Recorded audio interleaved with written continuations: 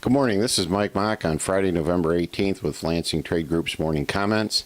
I want to start out looking back at yesterday. We had another very, very strong day in the U.S. dollar, and despite that, the grains traded reasonably well. And I think one of the most interesting things yesterday was a well-followed group, Informa, out of Memphis, revised their new crop acreage numbers. And we want to talk about that. As much of this week we've discussed the situation with old crop corn and the need to sell small rallies, and I think that extrapolates itself out into the new crop. It was very, very interesting that the folks in Informa cut wheat acres again fairly substantially, just under 3 million acres year on year.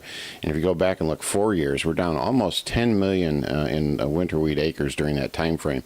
And again, I think that's just the fact that the profitability in wheat is just not there. But when you trim wheat acreage that much, you tend to add in corn and bean acres, and the two crop total that the folks in Memphis came up with is now approaching 180 million. It's kind of a staggering number. Now, the mix that they're currently showing is just under 91 million acres in corn and about 88.5 million acreage in beans. So it's about a 4.5 million bushel bump in beans from the current year, really almost 5 million.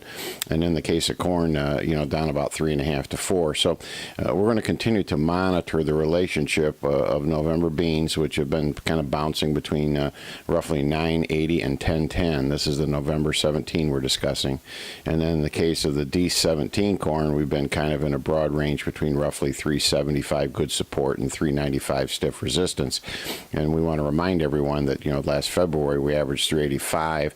So in our view, if we get to the 380, 385 level again in December 17 corn, that should trigger some action from our growers in terms of setting floor prices, because we just simply do not want to increase corn acres or keep it near the level that we had last year. The job of the market is to kind of continue to keep the pedal down on new crop bean acreage and back off on the corn acreage a bit. So we're in an environment here now where we want to take advantage of small seasonal rallies, and again, we tend to get one this time of year.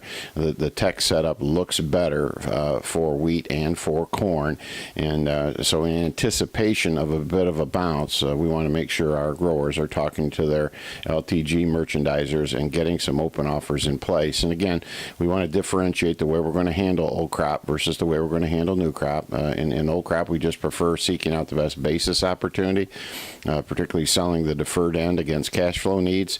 And then in the case of new crop, we want to focus on new crop the sales via the min-max approach, because we still, we don't have the South American crop under roof yet. We've got to plant and then raise the U.S. crop. So we want to create more flexibility out in the back end. So again, sell old crop cash on good bounces into a good basis market as identified by your merchandiser. Secondly, take a good hard look at establishing floors using 370, 380 in the D17, and then financing those floors with 420, 430 ceilings. We think that's the way to go. And then at the same point in time, keep an eye on the new crop beans. Again, if we get a push up here in that $9.90, $10 area, we'd use the same thought process: 960, 980 floors, financed by 1060, 1080 floors. And as we mentioned yesterday, I know that this can seem monotonous when we drive home this point 2 or 3 days in a row, but we're really making this a call to action.